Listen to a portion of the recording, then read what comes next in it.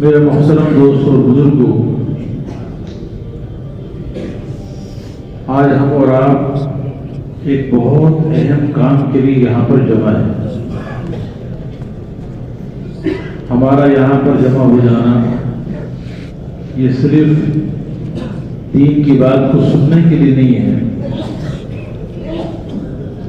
اور سن کر اپنے گھروں پہ جانے کے لیے نہیں ہے، بلکہ ہمارا یہاں پر آنا ایک بہت بڑے مقصد کے لیے ہے۔ اور وہ مقصد کیا ہے؟ وہ مقصد یہ ہے کہ ساری کی ساری انسانیت جو اللہ کا قربہ ہے، اللہ کی مخلوق ہے، اللہ کے بندے ہیں، یہ ساری کی ساری انسانیت اس دنیا کے اندر دیندار بن کے زندگی گزارے اور ایسی دیندار بن کے زندگی گزارے کہ اللہ خوش ہو کر ان کی دنیا بھی چمکا دے اور آخرت بھی اللہ ان کی چمکا دے۔ اور یہ صرف اپنی ذات کے اعتبار سے دیندار بن کے زندگی نہ گزارے، بلکہ ان کے دلوں کے اندر ساری باقی انسانیت کا غم اور درد اور فکر ہو کہ کوئی بھی اللہ کا بندہ، آدم علیہ السلام کا بیٹا اور کوئی حوا کی بیٹی اس دنیا میں اللہ کو ناراض کر کے زندگی نہ گزارے۔ یہ غم اور یہ درد جس کے سینے میں آ جائے گا، اس کا سینہ حضور اکرم صلی اللہ علیہ وسلم کے سینے سے مشابہ ہو جائے گا، اس لیے کہ ہمارے اور آپ کے پیارے نبی حضرت محمد مصطفیٰ صلی اللہ علیہ وسلم کے دل کے اندر یہ غم تھا کہ میرا کوئی بھی امتی دنیا میں اللہ کو ناراض کر کے زندگی نہ گزارے، اور کوئی بھی میرا امتی جہنم کی آگ میں نہ جائے، بلکہ ہر میرا امتی اللہ کو راضی کر کے ہمیشہ ہمیشہ کی نعمتوں میں، جنت کی نعمتوں میں چلا جائے۔ اس لیے حضور پاک علیہ الصلوۃ والسلام نے یہ ارشاد فرمایا، ایک مثال دی اور فرمایا کہ دیکھو مثلی و مثلکم کمثل رجل استوقد نارا فجعل الفراش والجنادب يقعن فيها وهو يذبهن عنها وأنا آخذ بحجزكم عن النار وأنتم تفلتون بين يدي۔ میری اور تمہاری مثال ایسی ہے جیسے کسی شخص نے آگ جلائی اور پتنگے اور پروانے اس آگ کے اندر گر گر کے جلنے لگے، اس میں گر کے جلتے گئے، ختم ہوتے چلے گئے، لیکن جس نے وہ آگ جلائی ہے وہ ان پتنگوں کو، پروانوں کو آگ سے دور کر رہا ہے تاکہ کوئی اس میں جل نہ جائے، لیکن پھر بھی وہ آگ میں گرتے جا رہے ہیں، جلتے جا رہے ہیں۔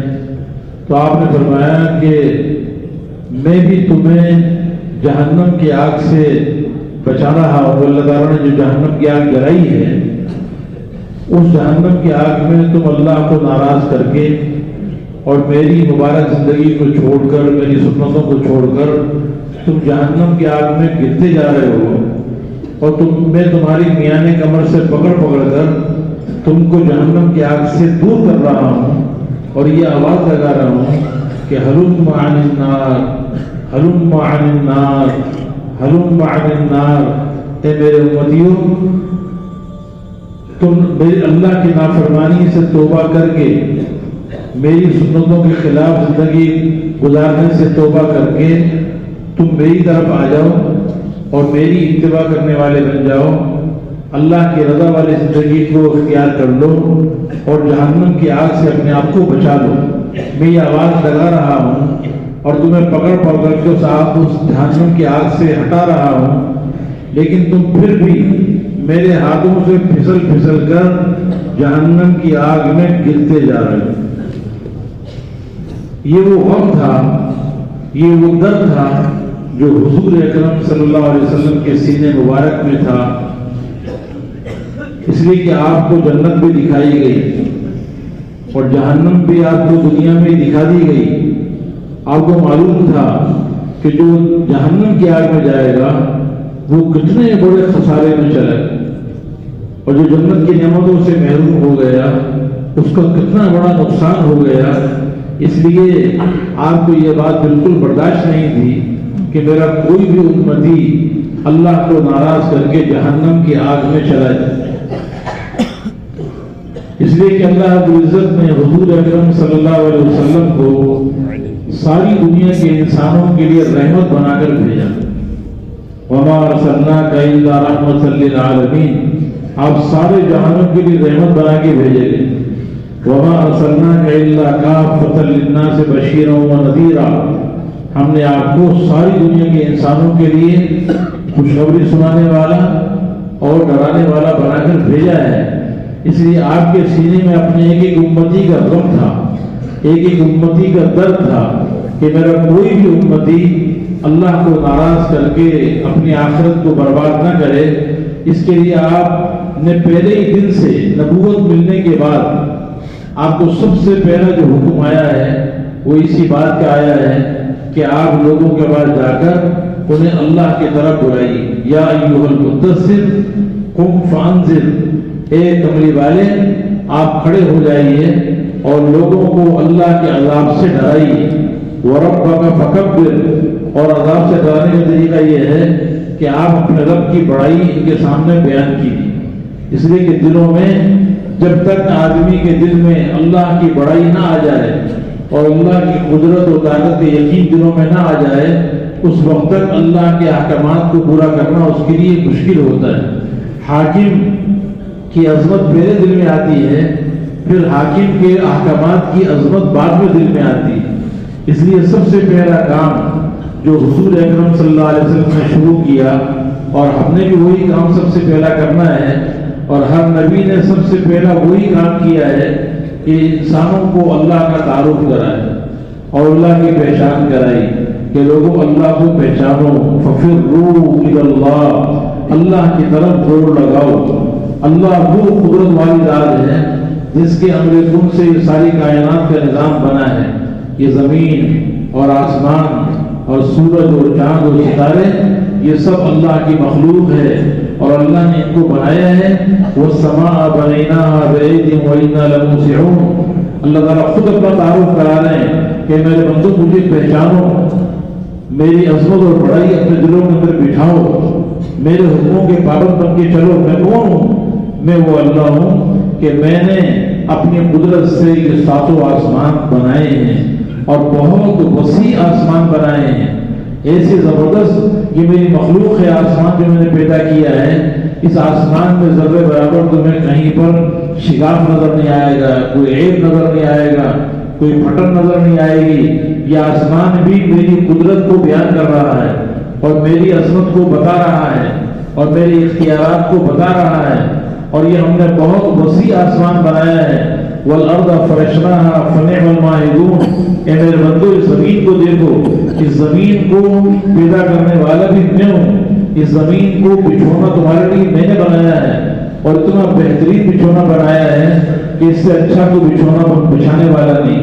هو الذی جعل لکم الارض ذلولا فامشوا فی مناکبها، میں نے تمہارے لیے اس زمین کو تمہارے تابع کر دیا ہے، یہ زمین تمہارے تابع ہو چکی ہے اور اس پر تم چلتے ہو، اس کے راستوں پہ چلتے ہو، لیکن یہ زمین تمہیں کچھ نہیں کہتی۔ ان اللہ یمسک السماوات والارض ان تزولا، اللہ تعالیٰ فرمانے کہ میں نے ہی آسمان اور زمین کو اپنی قدرت سے روکا ہوا ہے۔ اگر اللہ تعالیٰ آسمان کو نہ روکے تو کوئی کسی کی یہ مجال نہیں کہ آسمان کو اتنا آسمان کو روک سکے۔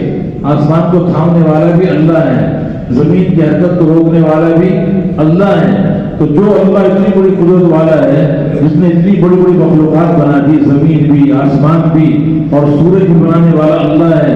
والشمس تجری لمستقر لها ذلك تقدیر العزیز العلیم، یہ سورج اللہ نے اس کا ایک مستقر مقرر کیا ہے، اس میں یہ چلتا رہتا ہے، یہ اللہ کا اندازہ ہے۔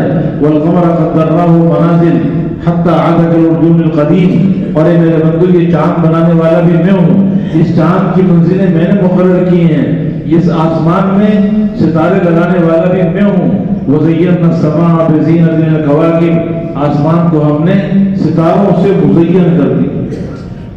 سمندر اللہ کی قدرت سے بنے، اللہ نے بنائے ہیں۔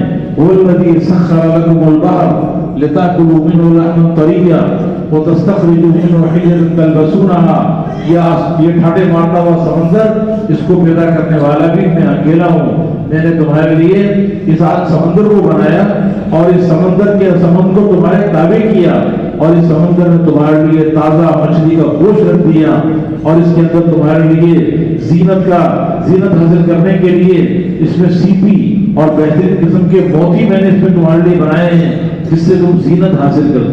یہ درختوں کو بنانے والا بھی میں اکیلا اللہ ہوں۔ ما کان لکم ان تنبتوا شجرہا، تو ساری دنیا کے انسان مل جاؤ، ایک درخت کو پیدا نہیں کر سکتے۔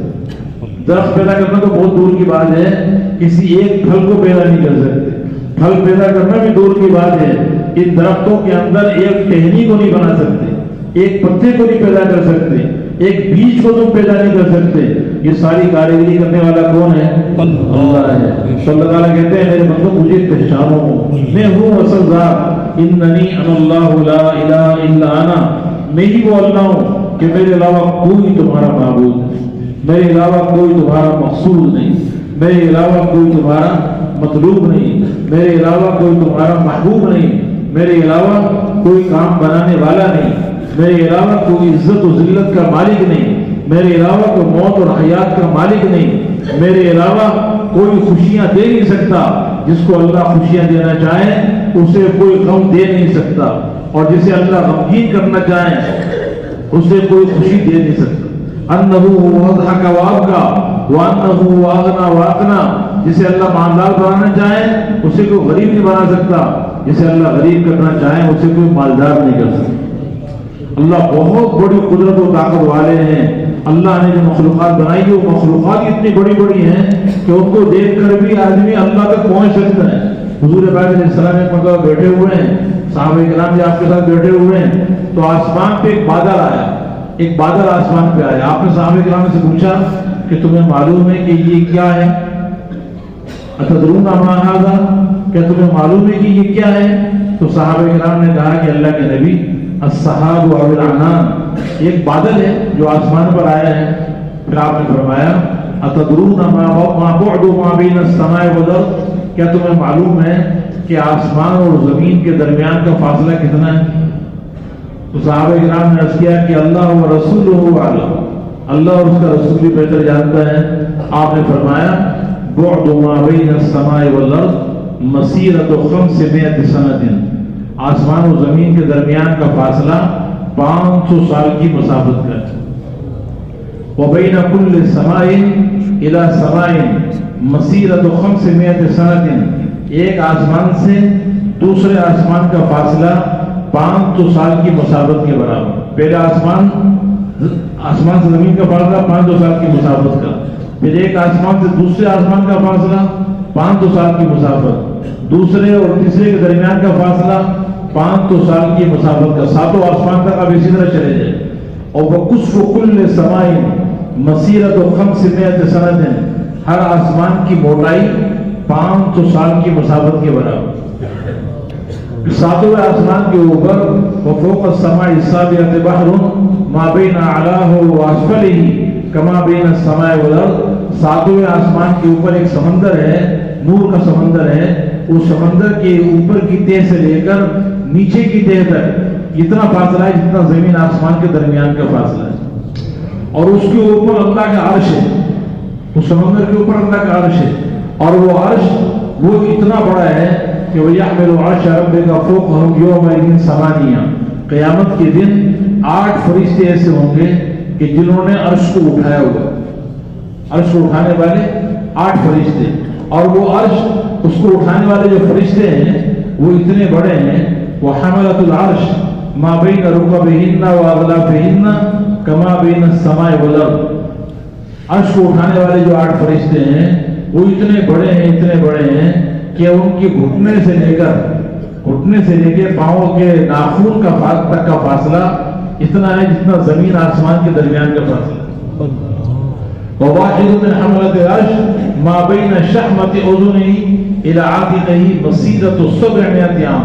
उन 8 फरिश्तों में एक फरिश्ता इतना बड़ा है कि उसकी कान की लो से लेकर कंधे तक का फासला 700 साल की मुसाफिर के बराबर। अब आप बताओ, जिस अल्लाह ने इतने बड़े बड़े फरिश्ते बनाए हैं वो अल्लाह कितना बड़ा हो। अल्लाह की हर मखलूक अल्लाह की बड़ाई के गीत गा रही है। ये आसमान और ये जमीन भी, सूरज भी, चांद भी, सितारे भी, दरख्त भी, टहनियां भी और पत्ते भी और समंदर भी और हवाएं भी, कायनात के हर मखलूक ये अल्लाह की कुदरत को बयान कर रही है, अल्लाह को याद दिलवा रही है, अल्लाह के शुक्र में मशगूल है, अल्लाह की पाकी बयान कर रही है, अल्लाह की तस्बीह बयान कर रही है। सब्बह लिल्लाहि मा फिस समावाति व मा फिल अर्द। अल्लाह ताला फरमा रहे हैं, ए मेरे बंदो, तुम मेरी पाकी बयान करो या ना करो, जमीन और आसमान ये और इसके अंदर जितनी मखलूकात हैं ये सब मेरी पाकी बयान करते हैं। युसब्बिहु लिल्लाहि मा फिस समावाति व मा फिल अर्द। जमीन और आसमान में जितनी मखलूकात हैं ये सब मेरी पाकी बयान करती हैं। सुब्बूहुन कुद्दूसुन रब्बुना व रब्बुल मलाइकति वर रूह। मैं तो वो हूँ कि हर वक्त मेरी पाकी बयान की जा रही है, मेरी अज़मत को बयान किया जा रहा है। मैं सारी कायनात का अकेला बनाने वाला और इस कायनात को वजूद देने वाला, इस कायनात के हर मखलूक पे मेरा कब्जा, हर पत्ते पे मेरा कब्जा है। मा तस्कुतु मिन वरक़तिन इल्ला यअलमुहा वला हब्बतिन फी ज़ुलुमातिल अर्दि वला रत्बिन वला याबिसिन इल्ला फी किताबिन मुबीन। दुनिया के अंदर जितने भी दरख्त हैं, उन दरख्तों में जितने पत्ते हैं, कोई पत्ता दुनिया के किसी कोने में, किसी जंगल में कोई पत्ता ऐसा नहीं है जो अल्लाह के अमर के बगैर गिर जाए और वो पत्ता गिरे और अल्लाह के इल्म में ना हो। पत्ता तो दूर की बात है, कोई दाना, कोई तर हो और या खुश्क हो, कोई भी दाना हो, चाहे वो खुश्की के अंदर हो चाहे समंदरों के अंदर हो, वो भी अल्लाह के अमर के साथ झगड़ा हो, अल्लाह के इल्म के साथ झगड़ा हुआ है। इतनी बड़ी कुदरत वाली अल्लाह की ज़ात है। उस अल्लाह को पहचानना ये सबसे पहला फरीदा है हर इंसान। हर नबी ने आकर सबसे पहले लोगों को अल्लाह का दारुल कराया कि अल्लाह को पहचानो, इसलिए कि अल्लाह की पहचान के बगैर और अल्लाह से ताल्लुक कायम किए बगैर इंसान कभी दीनदार नहीं बन सकता। दीनदार वो बन सकेगा कि जो सबसे पहले अपने पैदा करने वाले को पहचानेगा कि मेरा अल्लाह, मेरा बनाने वाला कौन है, मेरा पैदा करने वाला कौन है। हुवल्लज़ी अंशअ लकुमुस समअ वल अब्सार वल अफिदा। वो कौन ज़ात है जिसने मुझे आंखें अता फरमाई, कान की नेमत अता फरमाई, मेरी ज़बान मेरी बनाई, मेरा दिल बनाया, दिमाग बनाया। ये सारे जिस्म के आज़ा बनाने वाला कौन है, ये बाहर की मखलूक़ात को पैदा करने वाला कौन है और मेरे अंदर की जितनी मखलूक़ात इनको बनाने वाला कौन है। इसलिए मेरे मोहतरम दोस्त बुजुर्गों, सबसे पहली चीज ये है कि अपने दिल के टुकड़े को ठीक कर। ये दिल अल्लाह के गैर से इसका यकीन निकल जाए, अल्लाह के गैर पर एतमाद, अल्लाह के गैर पर भरोसा, अल्लाह के गैर का तअस्सुब, अल्लाह के गैर से उम्मीदें, अल्लाह के गैर का खौफ, अल्लाह के गैर की तरफ सवाल का करना, अल्लाह के गैर से मदद मांगना, अल्लाह के गैर की तरफ दौड़ लगाना।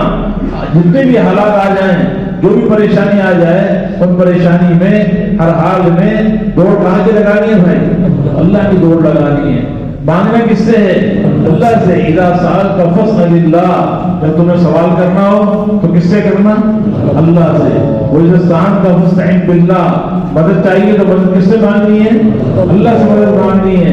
इसलिए कि काम बनाने वाला अल्लाह है, मसाइल को हल करने वाला अल्लाह है, मुश्किल कुशा अल्लाह है, हाजत रवा अल्लाह है, काम बनाने वाला अल्लाह है। इसलिए सबसे पहला सबक हमें तबलीग में भी दिया जा रहा है। हर नबी ने ये सबक दिया, हर नबी ने सबसे पहले ये आवाज लगाई कि लोगों अल्लाह के बन के जिंदगी गुजारो, اللہ کے بندے بن کے زندگی گزارو، اللہ کے حکموں کے پابند بن کے زندگی گزارو، اللہ کو راضی کرنے والے بن جاؤ تو تم کامیاب ہو جاؤ گے۔ انسان کی سب سے بڑی معراج اللہ کی رضا ہے، وَرِضْوَانٌ مِّنَ اللَّهِ أَكْبَرُ، اللہ کا راضی ہو جانا یہ سب سے بڑی دولت۔ حضور اکرم صلی اللہ علیہ وسلم مکے کی گلیوں میں آوازیں لگا رہے ہیں، یا ایھا الناس قولوا لا الہ الا اللہ تفلحوا، اے لوگو اللہ سے ہوتا ہے، اللہ کے غیر سے نہیں ہوتا، اس لیے اللہ کو راضی کرنے والے بنو، اللہ کے حکموں کے پابند بن کے زندگی گزارو تو تم کامیاب ہو جاؤ۔ کامیابی نہ ملک میں ہے، نہ مال میں ہے، نہ تجارت میں ہے، نہ ذمہ داری میں ہے، نہ حکومت اور ملازمت میں ہے۔ کامیابی اور ناکامی اللہ کے قبضے میں ہے، اور دنیا اور آخرت میں کامیابی لینے کا معیار وہ اللہ کے احکامات ہیں۔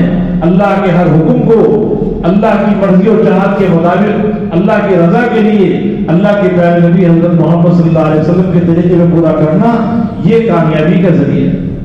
اس لیے پہلا سبق، سب کا پہلا سبق کیا ہے کہ اپنے دل کے رخ کو صحیح کرنا۔ آج ہمارا دل کا رخ خراب ہو چکا، ہمارا دل آج اللہ کے غیر کی طرف متوجہ ہے، اللہ کا غیر کا یقین دلوں میں بھرا ہوا ہے۔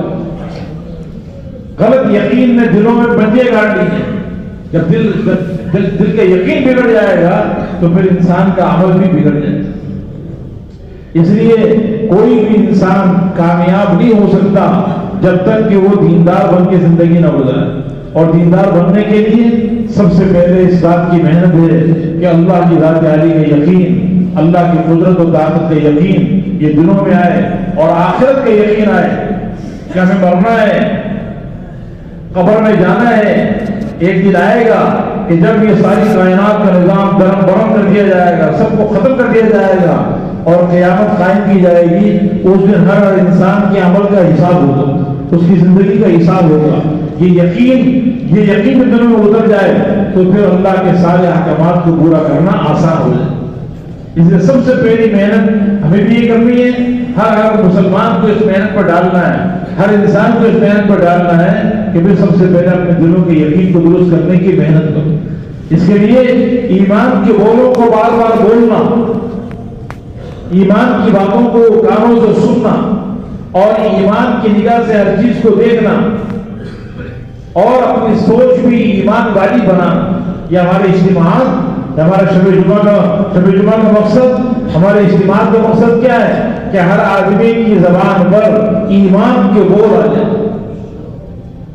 آج ایمان کے خلاف بولتے ہیں تو دلوں کے اندر ایمان کے خلاف ہی دل کے اندر غلط یقین پیدا ہوتا چلا جاتا ہے۔ اس لیے خود بھی ایمان کے بولوں کا بولنا اور ایمان کی باتوں کو سننا اور اسی نگاہ سے ہر چیز کو دیکھنا اور یہی اپنی سوچ بنانا اور ہر ایک کو اس کی دعوت پر لگانا تاکہ دلوں کے اندر ایمان اتر جائے، ایمان کامل۔ حضور اکرم صلی اللہ علیہ وسلم اپنی دعاؤں میں کہا کرتے تھے، اللہم انی اسألک ایمانا یباشر قلبی، اے اللہ میں تجھ سے ایسے ایمان کا سوال کرتا ہوں جو میرے دل کے ساتھ ہر وقت چمٹا ہوگا۔ پھر لا الہ الا اللہ اور محمد رسول اللہ، کہ ہماری زندگی کا طریقہ حضرت محمد صلی اللہ علیہ وسلم کی مبارک زندگی، آپ کی ایک ایک سنت کو اپنے سینے سے ہم لگانے والے بنے۔ جو بھی دیندار بننا چاہتا ہے اپنی زندگی کو غیروں کے طریقوں سے نکال کر، پاکیزہ کر کے، اپنے رسومات سے نکال کر، برادری کے طریقوں سے نکال کر اور دنیا کے ماحول سے نکال کر حضرت محمد صلی اللہ علیہ وسلم کے پاکیزہ مبارک طریقوں کو اپنے سینے سے لگانا۔ حضور اکرم صلی اللہ علیہ وسلم اللہ کے سب سے زیادہ محبوب نبی ہیں۔ آپ کو اللہ نے وہ مقام دیا ہے جو کائنات میں کسی بھی نبی کو نہیں دیا۔ 1,24,000 نبی اللہ نے دنیا میں بھیجے، لیکن ختم نبوت کا تاج حضرت محمد صلی اللہ علیہ وسلم کے سر پر رکھا گیا۔ آپ کو خاتم النبیین بنایا گیا، آپ امام النبیین بھی ہیں، سید الاولین والآخرین بھی ہیں، اور آپ کو اللہ نے وہ مقام دیا ہے کہ بعد خدا بزرگ تو یہ قصہ مختصر، اگر اللہ کے بعد کسی کا مقام ہے تو وہ حضرت محمد مصطفیٰ صلی اللہ علیہ وسلم کا ہے۔ اس لیے جو بھی کامیاب ہونا چاہتا ہے، عزت چاہتا ہے، سکون چاہتا ہے، کامیابی چاہتا ہے، تو ایک ہی راستہ ہے کہ حضور اکرم صلی اللہ علیہ وسلم کے رنگ میں اپنے آپ کو رکھیں۔ کوئی بھی انسان اس وقت تک اللہ کے ہاں محبوب نہیں بن سکتا جب تک کہ حضور اکرم صلی اللہ علیہ وسلم والی مبارک زندگی کو اپنے سینے سے نہ لگا لے۔ آپ صلی اللہ علیہ وسلم وہ مبارک زندگی لے کر آئے ہیں کہ جو زندگی کو اختیار کرے گا اس کی دنیا بھی چمک جائے گی، آخرت بھی اس کی چمک جائے گی۔ آپ نے اپنی امت کو کسی حال میں غیروں کے حوالے نہیں کیا۔ زندگی کا کوئی ایسا موقع نہیں ہے، چاہے خوشی ہو، غمی ہو، تجارت ہو، زمیندارہ ہو، مالداری ہو، غربت ہو، شہر میں رہنے والا ہو، دیہات کا رہنے والا ہو، جو انسان جہاں بھی رہنے والا ہے کسی بھی حال میں وہ غیروں کے حوالے اس کو نہیں کیا، بلکہ آپ ایک مبارک ایسا پاکیزہ طریقہ لے کر آئے، ایسا پاکیزہ دین لے کر آئے کہ ہر حال میں، ہر موڑ پر حضور اکرم صلی اللہ علیہ وسلم کی اتباع کرنا آسان ہو۔ اس لیے حضور صلی اللہ علیہ وسلم ایک بہترین نمونہ بنا کے امت کو دیے گئے۔ لقد کان لکم فی رسول اللہ اسوۃ حسنہ، اے میرے بندو تمہارے لیے میرا پیارا نبی حضرت محمد صلی اللہ علیہ وسلم بہترین نمونہ ہے۔ اس لیے اپنی زندگیوں کو حضور اکرم صلی اللہ علیہ وسلم کی اتباع سے مزین کرنا، دیندار بننے کے لیے حضور صلی اللہ علیہ وسلم کا کامل متبع بننا ضروری ہے، اور پھر اس کی اوروں کو بھی دعوت دینا۔ پھر ہر مسلمان اپنی عبادات کو ان صفات کے ساتھ ادا کرنے والا بنے جو صفات اللہ کے یہاں مطلوب ہے، اور عبادات میں سب سے اہم ترین عبادت نماز ہے۔ اللہ نے اپنے خزانوں سے لینے کے لیے، اپنے خزانوں سے استفادے کے لیے ہمیں ملک اور مال نہیں دیا، بلکہ اپنے خزانوں سے براہ راست لینے کے لیے اللہ رب العزت نے ہمیں احکامات دیے ہیں، عبادات دیے ہیں۔ ہر حال میں اللہ کے حکم کو حضور اکرم صلی اللہ علیہ وسلم کے طریقے پورا کرنا، یہ اللہ کے خزانوں سے براہ راست لینے کا ذریعہ ہے۔ اس لیے اپنی نمازوں کو بنا بنا کے پڑھنا، ایسی نمازیں پڑھنا جس نماز کے پڑھنے سے اللہ خوش ہو کر اللہ ہماری دنیا اور آخرت کو بنا دے۔ قد افلح المؤمنون الذین هم فی صلاتهم خاشعون، کامیاب ہو گئے وہ ایمان والے جو خشوع خضوع کے ساتھ نماز پڑھنے والے۔ تو اپنی نمازوں پر محنت کرنا اور نمازوں کو اعلیٰ سے اعلیٰ بنانا، اور کسی مسلمان کو بے نمازی نہ چھوڑنا، ہر مسلمان کو خشوع خضوع کے ساتھ نماز پڑھنے والا بنانا۔ اس کے لیے قرآن و حدیث والے علم کا خود بھی سیکھنا، جہالت سے نکل کر قرآن و حدیث والے علم سے اپنے سینوں کو منور کرنا، اس لیے کہ علم کے بغیر جہالت کے ساتھ جو زندگی گزرے گی وہ تو جہنم کی طرف لے کے جائے گی۔ اس لیے دیندار بننے کے لیے قرآن و حدیث والے علم کو سیکھنا، ہر حال میں میرا اللہ مجھ سے کیا چاہتا ہے اس کو معلوم کر کے اس کو کرنے والا بننا۔ اس لیے علم والی زندگی، خود بھی علم کو سیکھنا، اوروں کو بھی اس کی دعوت دینا۔ فرمایا جو علم سیکھنے کے لیے نکلتا ہے، ایک مسئلہ سیکھنے کے لیے نکلتا ہے، کسی مفتی کے پاس، کسی عالم کے پاس جاتا ہے تو اللہ رب العزت اس کے لیے جنت کا راستہ آسان کر دیتے ہیں، اور ساری مخلوقات اس کی مغفرت کے لیے دعائیں کرتے ہیں۔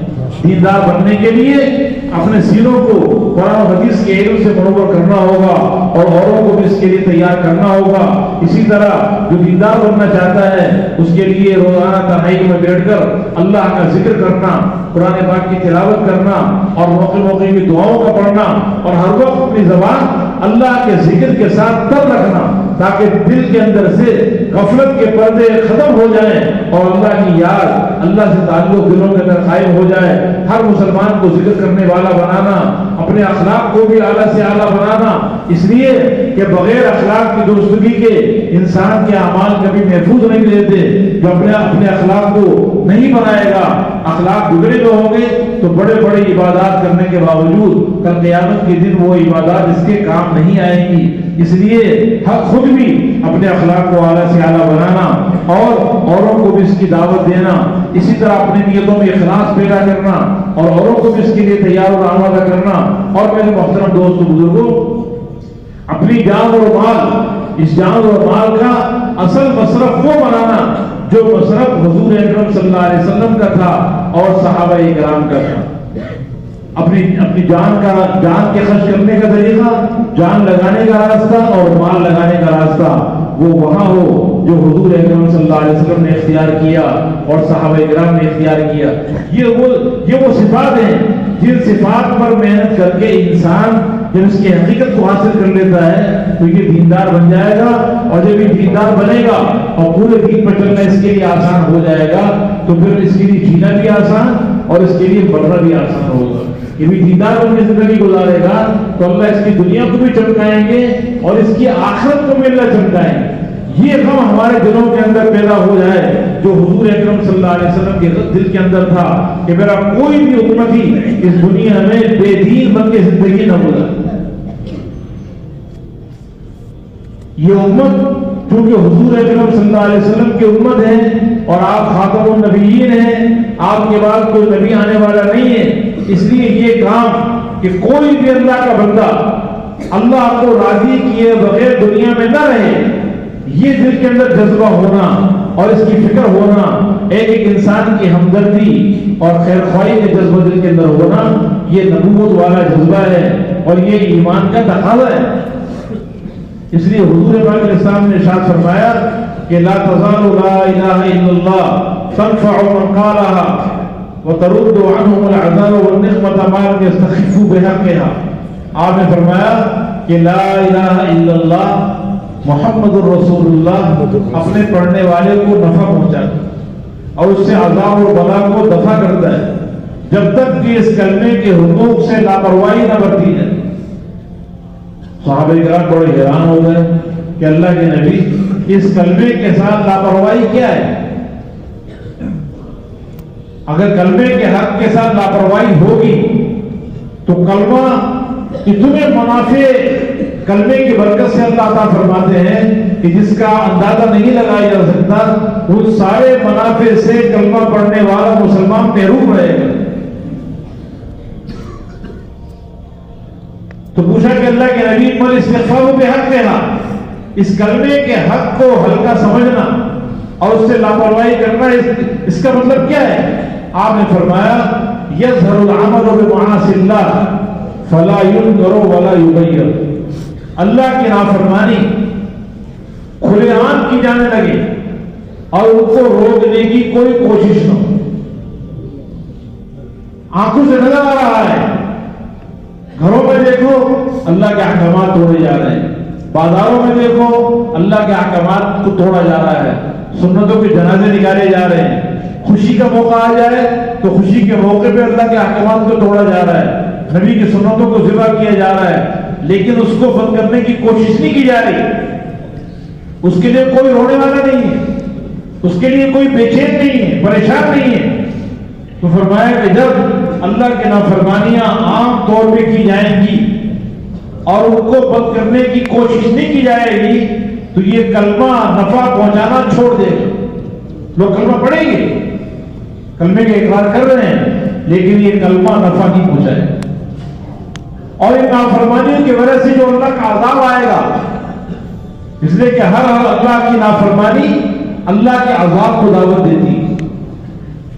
جب اللہ کی نافرمانی کی وجہ سے عذاب آئے گا تو وہ عذاب جیسے گناہ گاروں پر آئے گا, گناہوں کے کرنے والوں پر آئے گا, ایسے ہی وہ عذاب ان لوگوں پر بھی آئے گا جو ان گناہوں کو دیکھ رہے ہیں, اللہ کی نافرمانی ہوتے ہوئے دیکھ رہے ہیں, لیکن اس کو بند کرنے کی کوشش نہیں کر رہے.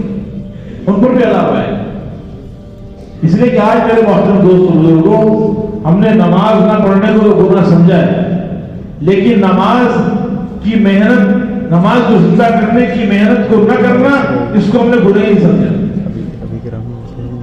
آج مسلمان زکات نہ دینے کو گناہ سمجھتا ہے, روزہ نہ رکھنے کو گناہ سمجھتا ہے, جھوٹ بولنے کو گناہ سمجھتا ہے, چوری کرنے کو گناہ سمجھتا ہے, شراب پینے کو گناہ سمجھتا ہے. لیکن وہ محنت جس محنت کے چھوٹ جانے سے شراب دنیا میں عام ہو, چوری دنیا کے اندر عام ہو, اللہ کی نافرمانی عام ہو, فرائض مٹ جائیں, سنتیں مٹ جائیں, اس محنت کے چھوڑ دینے کو گناہ نہیں سمجھتا. آج ہم اسی غم کے لیے بیٹھے ہوئے, جتنے ہمارے اجتماعات ہیں, اجتماعات اسی غم کو دلوں میں پیدا کرنے کے لیے. ابھی پورے سندھ کا اجتماع ہونے والا سائبر میں, یہ کوئی میلہ نہیں ہے ہمارا اجتماع, کہ وہ اجتماع ہو رہا ہے، ایک بہت لاکھوں کا مجمع آئے گا اور بیانات ہوں گے اور واہ ہوگی، لوگ گھر چلے جائیں گے. نہیں، بلکہ اندر بھی یہ غم پیدا کرنا ہے کہ آج پوری دنیا میں آگ لگی ہوئی ہے، بے دینی کی آگ لگی ہوئی ہے. عقیدے کے اعتبار سے آج مسلمان کا عقیدہ بگڑ چکا، دل کا یقین خراب ہو چکا، زندگیاں سنت کے خلاف ہو چکی، احکامات زندگیوں سے نکلتے جا رہے ہیں، فرائض بڑھتے چلے جا رہے ہیں. حضور اکرم صلی اللہ علیہ وسلم کی سنتوں کے جنازے نکل رہے ہیں.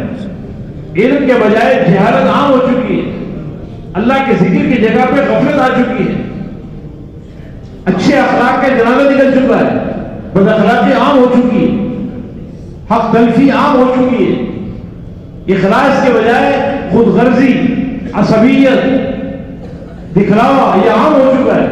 اللہ کے دین پر جان مال لگانے کے بجائے اس جان مال کو اپنی دنیا پر لگایا جائے. لیکن اس کے لیے بے چین کون ہے؟ اس کے لیے کوئی پریشان ہو رہا ہے؟ کسی کی راتوں کی نیند اڑ رہی ہے؟ حضور اکرم صلی اللہ علیہ وسلم تو ساری رات بے چین رہتے تھے. اتنا آپ کے دل میں غم تھا، اتنے آپ پریشان تھے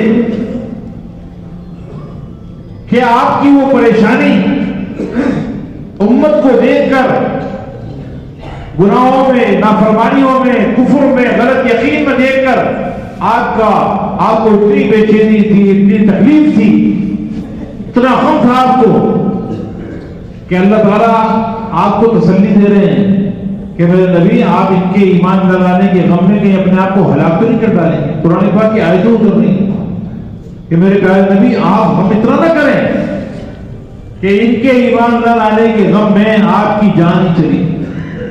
فَلَعَلَّكَ بَاخِعٌ نَفْسَكَ عَلَىٰ آثَارِهِمْ إِن لَّمْ يُؤْمِنُوا بِهَٰذَا الْحَدِيثِ أَسَفًا. کیا ان لوگوں کے ایمان نہ لانے کے غم میں آپ اپنے آپ کو ہلاک کر ڈالیں گے؟ فَلَا تَذْهَبْ نَفْسُكَ عَلَيْهِمْ حَسَرَاتٍ.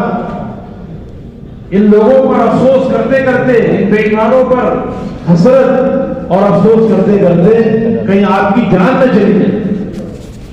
اتنا آپ کے دل کے اندر غم تھا.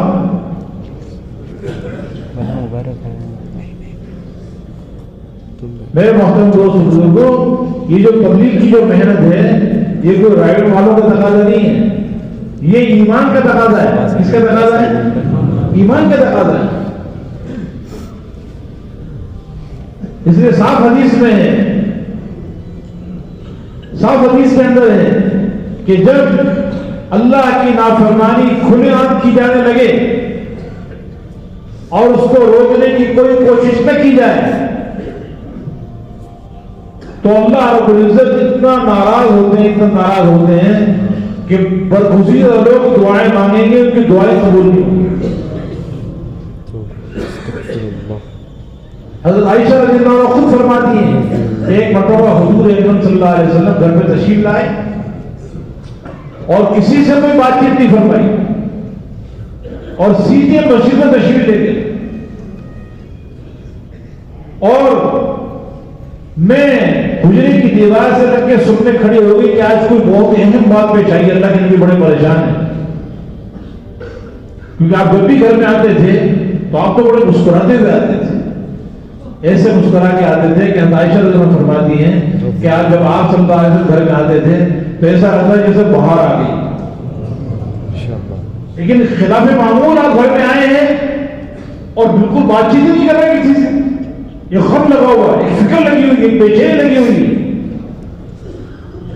اور بغیر کسی سے بات چیت کیے ہوئے مسجد میں تشریف لے گئے اور ممبر پہ دلوا فروغ ہوئے اور حمد و ثنا کے بعد فرمایا کہ لوگوں، اللہ تعالیٰ کا فرمان ہے کہ نیکی کو پھیلانے کی محنت کرتے رہو، برائی کو مٹانے کی محنت کرتے رہو، اس سے پہلے کہ تم دعا مانگو اور میں قبول نہ کرو. تم مجھ سے سوال کرو اور میں تمہارا سوال ہی پورا نہ کروں. تم مجھ سے دشمنوں کے خلاف مدد چاہو اور میں تمہاری مدد نہ کروں. یہ کس کو فرمایا گیا بھائی؟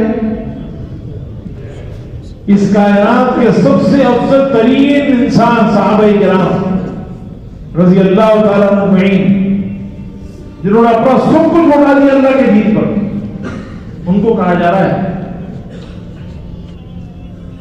کہ اگر نیکی کو پھیلانے کی محنت نہیں کرو گے، برائیوں کو مٹانے کی محنت نہیں کرو گے، خود پورے دیندار بنے ہوئے ہو، فرائض بھی ادا کر رہے ہیں، واجبات بھی ادا کر رہے ہیں، سنتوں پر بھی عمل کر رہے ہیں، اپنی زندگی پوری دین کے مطابق بنائی ہوئی ہے، کیونکہ صحابہ کرام 100% دین پہ چلنے والے تھے۔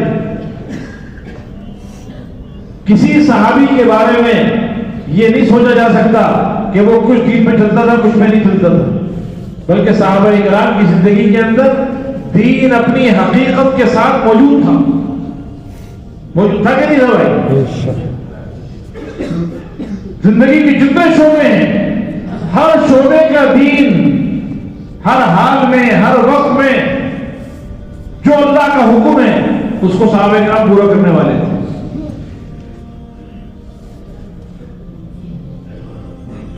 اسی لیے جتنی دین کے ساتھ جتنے وعدے ہیں وہ سارے وعدے اللہ نے صحابہ کرام پہ پورے کیے کہ نہیں کیے؟ کیونکہ اللہ کا جو وعدہ ہے وہ تو دین کی حقیقت کے ساتھ ہے، دین کے الفاظ کے ساتھ نہیں ہے۔ آج ہمارے پاس الفاظ تو موجود ہیں، دین کے الفاظ موجود ہیں، لیکن دین کی حقیقت ہمارے پاس نہیں۔ صحابہ کرام کی زندگی میں دین اپنی حقیقت کے ساتھ موجود تھا، اس لیے جتنے وعدے ہیں دین پر اللہ نے جتنے وعدے کیے قرآن و حدیث میں، وہ سارے وعدے صحابہ کرام پر پورے ہوئے۔ اللہ کا وعدہ ہے کہ جب تم دیندار بن کے زندگی گزارو گے تو اللہ تمہیں پاکیزہ زندگی دے گا۔ تو صحابہ کرام کی زندگی پاکیزہ بنی کہ نہیں بنی؟ دیندار بننے پہ اللہ کا وعدہ ہے کہ اللہ تمہیں خوف سے نکال کر امن عطا فرمائے گا۔ تو ان کے ماحول کو اللہ نے امن والا بنایا کہ نہیں بنایا؟ دین کے ساتھ وعدہ ہے کہ جب دین اپنی حقیقت کے ساتھ زندگی میں ہوگا تو اللہ دلوں کے اندر اطمینان پیدا کر دیں گے۔ ہر صحابی کا دل اطمینان اور سکون کی دولت سے بھرا ہوا تھا۔ دین جب زندگی میں ہوگا تو وعدہ ہے اللہ کا کہ اللہ تعالیٰ حقیقی عزت دنیا میں بھی عطا فرمائیں گے۔ اس لیے ہر صحابی عزت کی چوٹی پر پہنچا ہوا تھا۔ اسی طرح دین کے ساتھ وعدہ ہے کہ جب دین اپنی حقیقت کے ساتھ ہوگا تو پھر اللہ رب العزت زمین اور آسمان سے برکتوں کے دروازے کھول دیں گے۔ ان کے لیے زمین سے برکتیں نکل رہی تھی، آسمان سے برکتیں نکل رہی تھی۔ تو کامیابی، عزت، اطمینان، امن، برکتیں، رحمتیں، پاکیزہ زندگی، خوشحال زندگی، خوشیوں سے بھری ہوئی زندگی، برکتوں سے بھری ہوئی زندگی یہ اللہ نے صحابہ کرام کو دی۔ اور مدینہ منورہ ایک مثالی شہر بنا کہ ایسا پاکیزہ شہر بنا ہے کہ اس میں مردوں کو دیکھو تو مردوں کی زندگی میں پورا دین ہے، عورتوں کو دیکھو عورتوں کی زندگی میں پورا دین ہے، ان کے تاجروں کو دیکھو تو ان کے تاجروں کی زندگی میں تجارت کا پورا دین نظر آئے گا، ان کے زمینداروں کو دیکھو تو ان کے زمینداروں کی زندگی میں زمینداری میں پورا دین نظر آئے گا، ان کے حاکموں کو دیکھو، محکوموں کو دیکھو، مالداروں کو دیکھو، غریبوں کو دیکھو، ہر جو جس حال کے اندر بھی ہے پورا کا پورا دین ان کی زندگی کے اندر موجود تھا۔ اس کے باوجود اللہ تعالیٰ کیا فرما رہے ہیں کہ دیکھو اگر نیکی کو پھیلانے کی محنت نہیں کرو گے، برائیوں کو مٹانے کی محنت نہیں کرو گے تو تم دعائیں مانگو گے، دعائیں قبول نہیں ہوں۔ اب اندازہ لگا لینا، مجھ سے سوال کرو گے سوال پورا نہیں کیا جائے گا، مدد مانگو گے مدد نہیں ملے گی۔ اس لیے کہ اس امت کا طبقہ امتیاز صرف اپنی ذات کے اعتبار سے دیندار بن جانا نہیں ہے، اپنی ذات کے اعتبار سے بھی دیندار اس وقت تک نہیں بنے گا جب تک کہ اوروں کے لیے پریشان نہ ہو۔ اس کا دین ناقص ہے جو اپنی ذات کے اعتبار سے اللہ کے احکامات کو پورا کر رہا ہے لیکن اوروں کی فکر نہیں کر رہا، اس کا دین ناقص قرار دیا گیا۔ اس لیے 100% دین پر چلنے والے موجود ہیں لیکن اگر وہ دعوت کی محنت نہیں کر رہے، اللہ کی نافرمانی کو دیکھ کر نافرمانوں کے لیے بے چین نہیں ہو رہے، تو ان کی دعاؤں کی قبولیت بھی اٹھ جائے گی، ان کے سوال کو پورا نہیں کیا جائے گا۔ دشمنوں کا مقابلہ ہو گیا تو دشمنوں کے خلاف ان کی مدد نہیں ہوگی۔ میرے محترم دوستوں بزرگوں، آج ہمیں اس دعوت والی محنت کی اہمیت کا اندازہ نہیں ہے۔ صحابہ کرام کو اس کا اندازہ تھا، اس لیے کہ انہوں نے قرآن و حدیث کو صحیح طرح سمجھا تھا کہ اللہ کی منشا کیا ہے،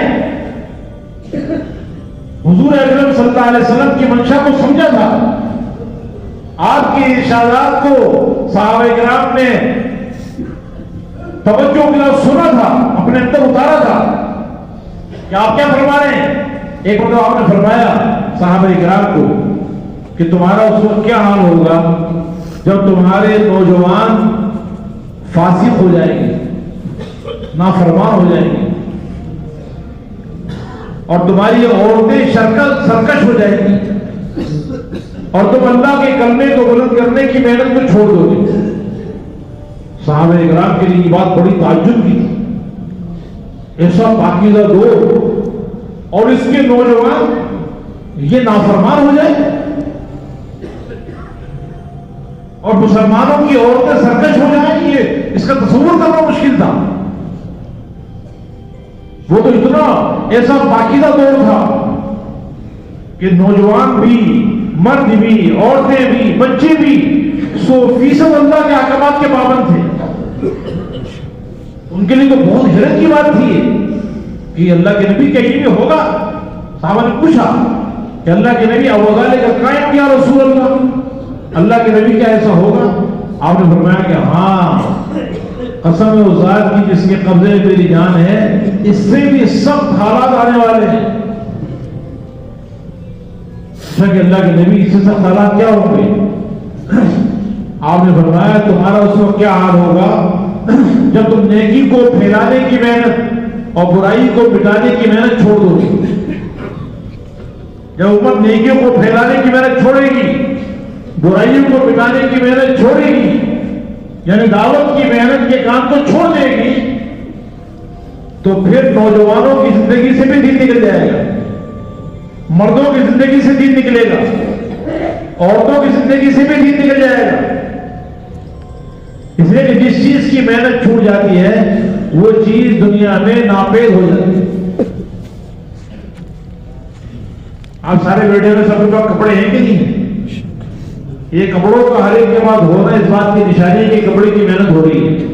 ہر ایک کے بعد کپڑا پہنچ رہا ہے، ہر ایک کے گھر پہ گندم موجود ہے، اس بات کی نشانی ہے کہ گندم کی محنت ہو رہی ہے، اس لیے گندم ہر ایک کے پاس ہے، ہر ایک کے پاس جوتیاں موجود ہیں پہننے کے لیے، اس بات کی نشانی ہے کہ جوتیوں کی محنت ہو رہی ہے۔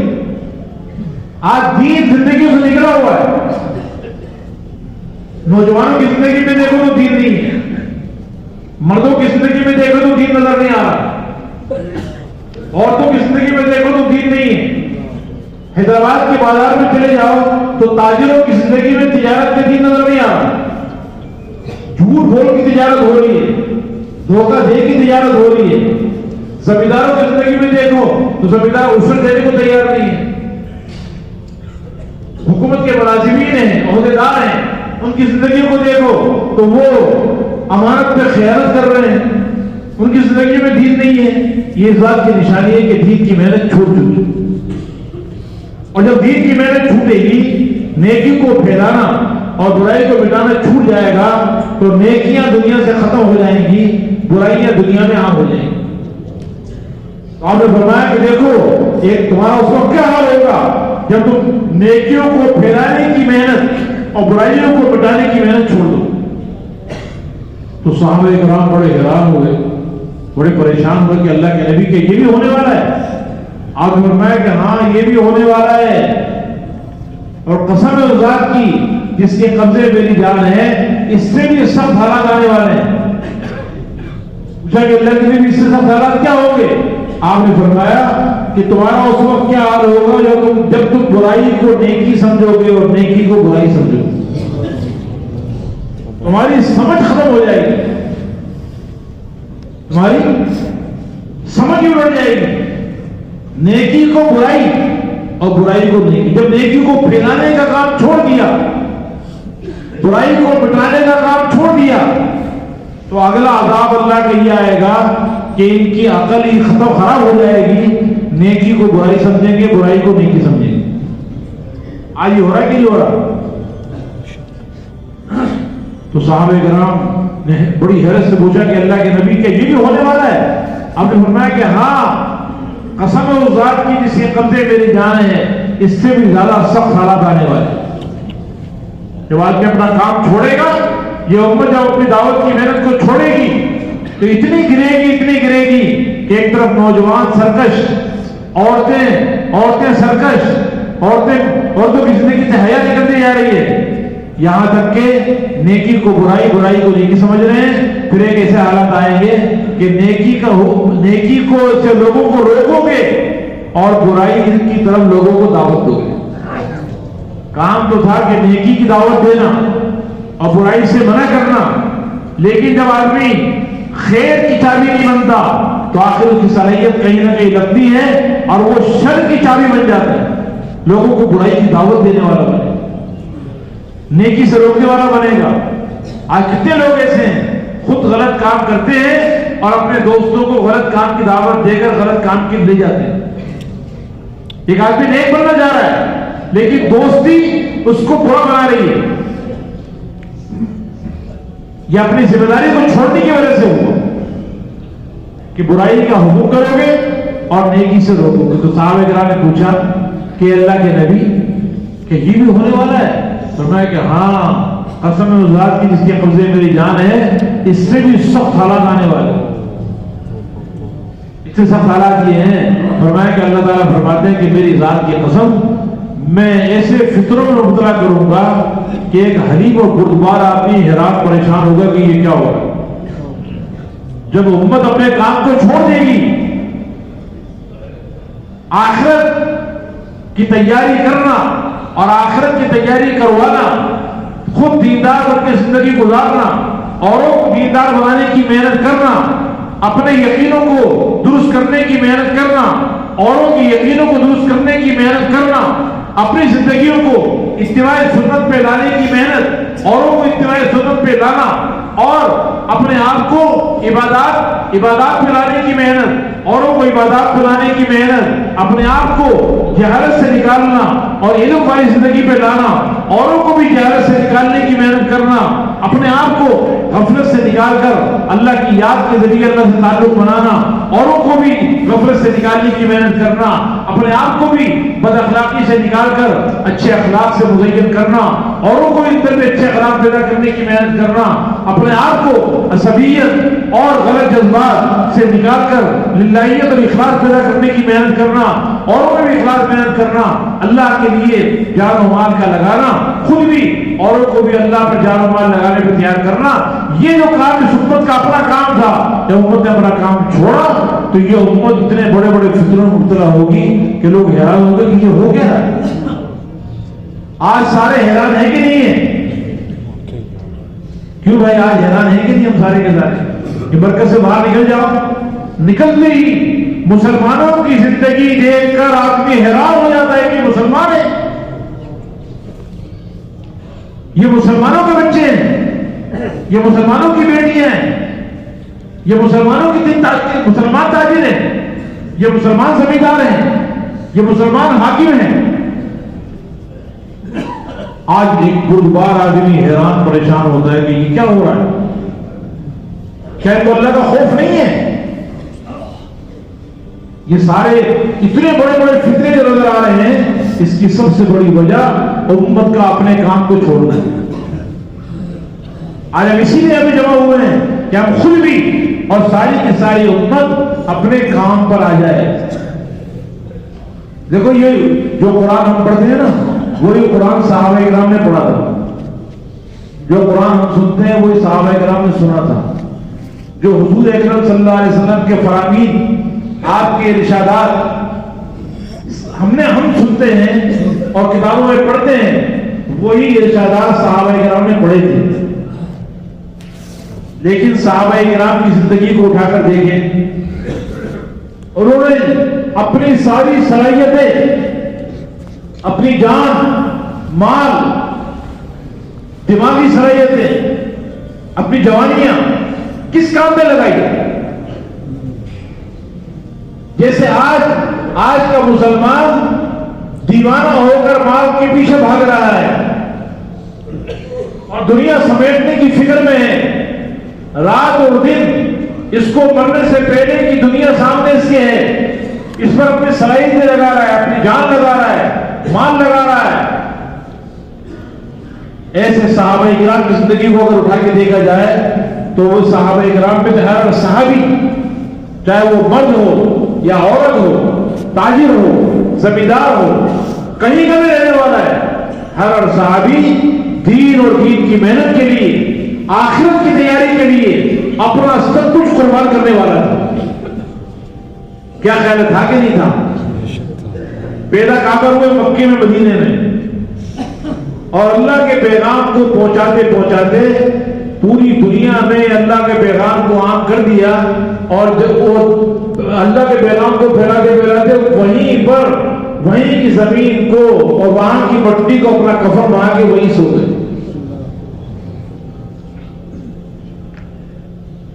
ہر صحابی کا جذبہ یہ تھا کہ اللہ کا دین دنیا میں زندہ ہو جائے، اللہ کا کلمہ بلند ہو جائے اور میرا سب کچھ اللہ پہ قربان ہو جائے.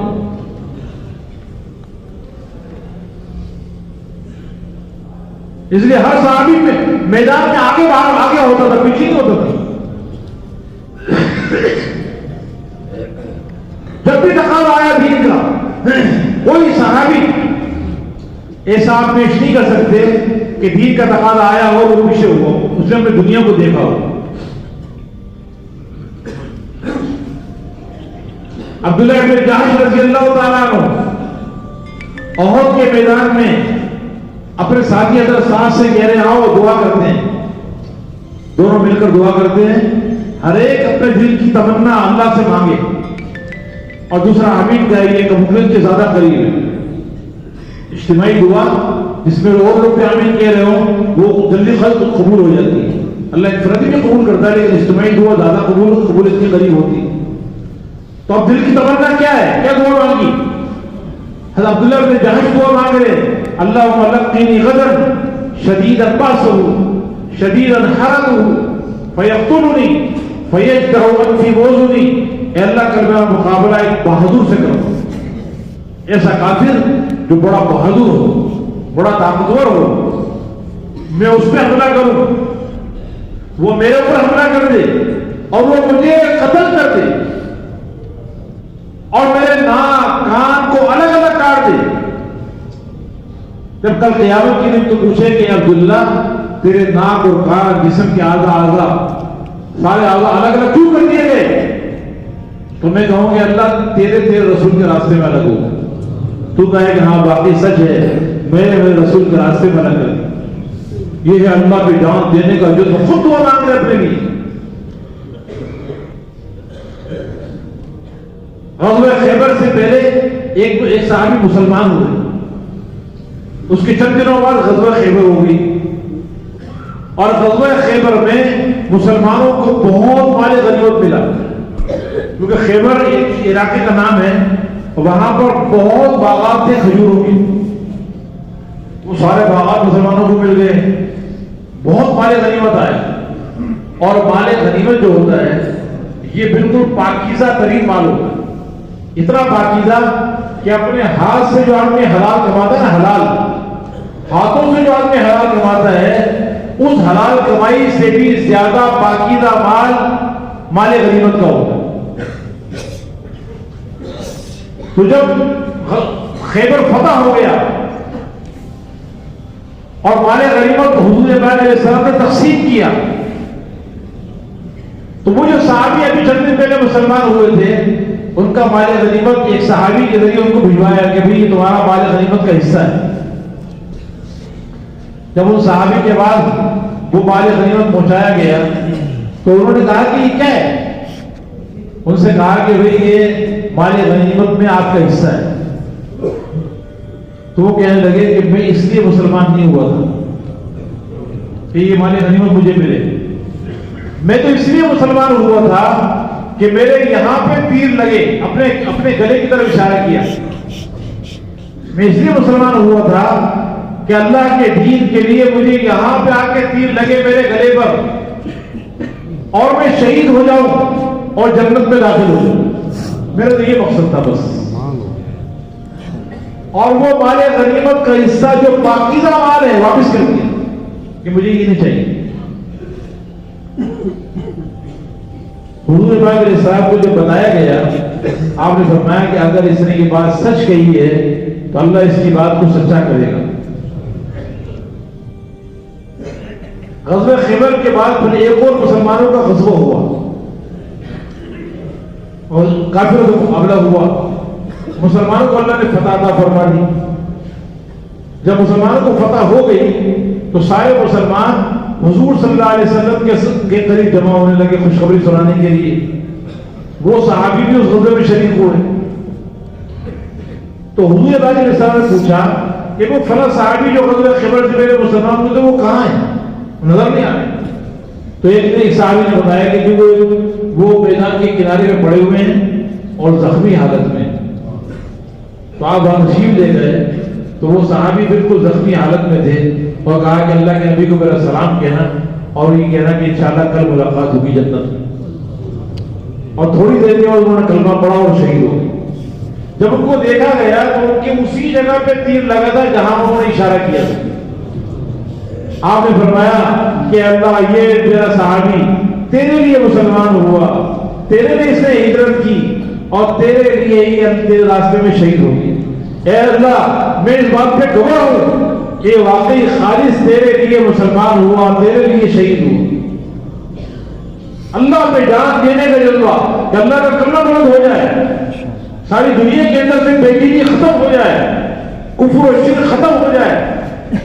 یہ ہر صحابی کا جذبہ تھا، ہر صحابی کا جذبہ تھا کہ جان بھی لگانی ہے، مال بھی لگانا ہے تاکہ اللہ کا دین دنیا میں زندہ ہو جائے، ساری دنیا میں معروفات عام ہو جائیں، منکرات دنیا سے مٹ جائیں. اور اس کا بدلہ ہم نے دنیا میں نہیں لینا، اس کا بدلہ آخرت میں لینا. قادسیہ کی لڑائی مشہور لڑائی ہے. مسلمانوں کی کسرا جو بہت بڑی سپر پاور طاقت تھی ایران کی، فارس کی، ان سے مسلمانوں کا مقابلہ ہوا. سعد بن وقاص رضی اللہ عنہ امیر تھے لشکر کے. اللہ نے مسلمانوں کو فتح عطا فرمائی اور ان کی کسرا کی پوری طاقت کو اللہ نے توڑا اور ان کا سارا مال غنیمت مسلمانوں کے قبضے میں آیا. ان کی شہزادیاں مسلمانوں کی باندیاں بنی. ایک صحابی کا نام بھی روایت میں نہیں ملتا، اپنا ساتھ ان کو ایک صندوق ملا کسرا کے محل کا خاص، بہت قیمتی موتی اس کے اندر تھے، سب سے قیمتی ترین مال غنیمت کی چیز تھی. ایک صحابی کے ہاتھ میں آ گیا. وہ صحابی اس صندوق کو لے کر آئے اور جو امیر قافلہ کے اندر سعد بن وقاص رضی اللہ تعالیٰ عنہ وہ صندوق لا کے ان کے پاس رکھا. جب ان کو کھولا گیا حضرت سعد نے فرمایا کہ اس کو کھولو. جب کھولا تو اتنے قیمتی ترین ہیرے جو بادشاہوں کے خزانوں میں رکھے جاتے ہیں کہ ہیرا بہت بڑی مالیت کا ہوتا ہے، وہ صندوق کے اندر تھے. تو حضرت سعد بن وقاص نے فرمایا کہ بھئی یہ تو بہت ہی زیادہ قیمتی مال ہے. تو جو صحابی لے کر آئے تھے انہوں نے اپنا چہرہ چھپایا ہوا تھا کپڑے سے، اپنے چہروں کو باندھا ہوا تھا، صرف آنکھیں نظر آ رہی تھی. تو حضرت صاحب نے فرمایا کہ ذرا اپنا چہرے سے کپڑا تو ہٹاؤ تاکہ دیکھیں تو صحیح ہے کہ کون اتنا قیمتی آدمی ہے کہ اتنا بڑا صندوق کسرا کے خزانے کا یہ لے کر آیا ہے. یہ تو اخلاص کی انتہا ہے. تو جب ان سے کہا کہ ذرا چہرے سے کپڑا تو ہٹاؤ، اور انہوں نے کہا کہ میں نے جس کے لیے کیا تھا اس نے دیکھ لیا، میں نے کسی کو دکھانا نہیں تھا، میں تو صرف جس کو دکھانا تھا اس نے دیکھ لیا ہے اور اب مجھے اور کسی کو نہیں دکھانا. اس کے بعد وہ فراہمی فوراً مجمع میں گم ہو گئے اور کسی کو پتہ نہیں چلا کہ لانے والا کون تھا. میرے محترم دوستوں بزرگوں، مسلمان کی جان اور مال اسلام کے لیے ہے. آج تو یہ ایمانی کی کمزوری کی نشانی ہے کہ ہماری آنکھوں کے سامنے اللہ کے نام نافرمانیاں ہو رہی ہیں، احکامات ٹوٹ رہے ہیں اور ہم اس کے لیے بے چینی تھی.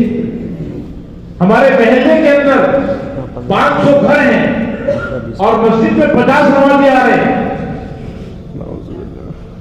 500 گھروں کے اندر 2000 آدمی موجود ہیں اور نماز پڑھنے والے کتنے؟ 50 ہیں، کئی 100 ہیں، کئی 150 ہیں. ہم اپنی نماز پڑھ کے اللہ کا شکر ادا کر لیتے ہیں. بے نمازیوں کے لیے ہماری آنکھوں سے کوئی ایک قطرہ آنسو کا نہیں گرتا.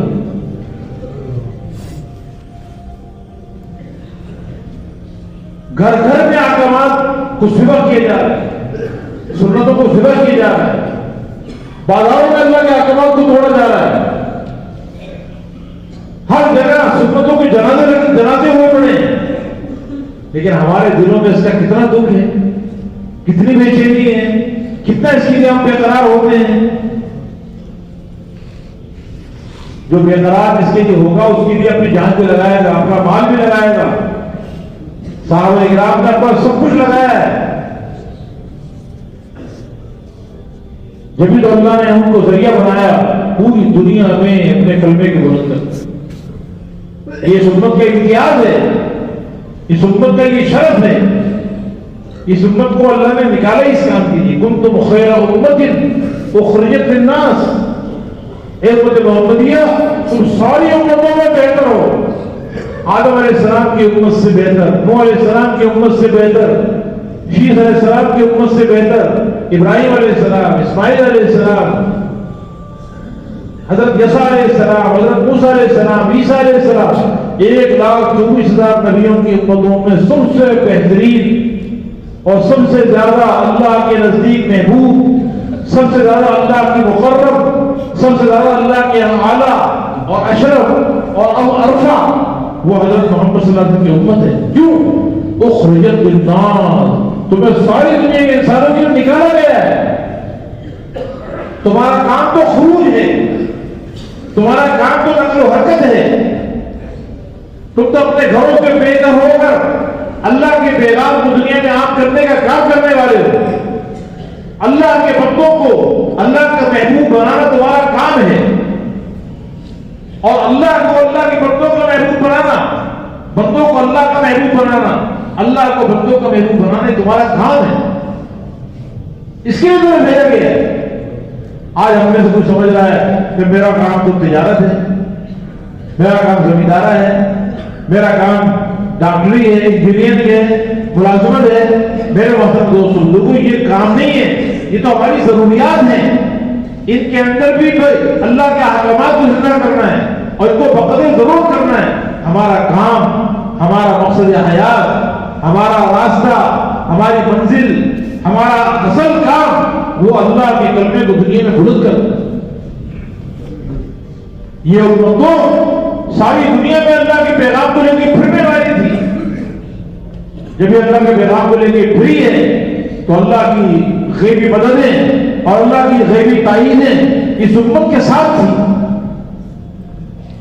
ایسی اللہ کی مددیں آئی ہیں کہ اللہ نے ساری کائنات کو ان کے لیے مسخر کر دیا.